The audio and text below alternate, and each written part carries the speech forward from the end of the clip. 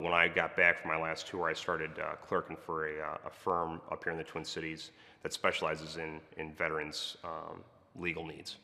And we actually ended up establishing the first Veterans Court program here in the state of Minnesota.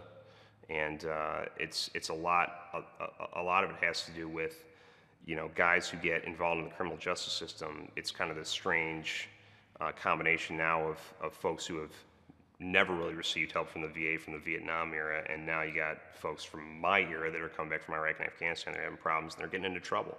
And this Veterans Court system links these guys up with resources that they already rated at the VA.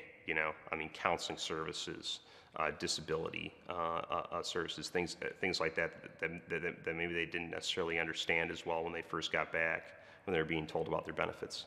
And now they've gotten into some trouble with the law, and instead of just sitting there and saying to these veterans, we're gonna throw you away for the prescribed period, we need to say to them, hey, there's some other things going on, upstairs, and we need to address those psychological issues because it's a dual thing. You feel bad in your head, so you drink, or some guys some guys end up using drugs, to try to escape, and it happens. It's a reality of what's going on.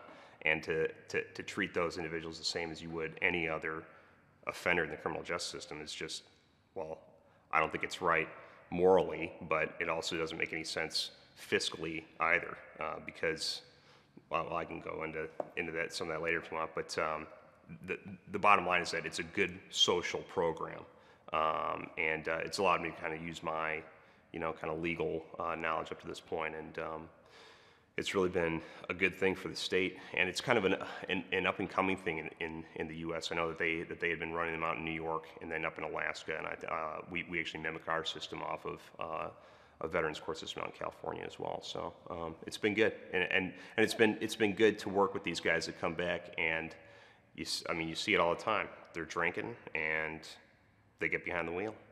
And that's not okay, but if you want to stop them from doing it again, you better find out what the original problem was, and it's what drove them to drink,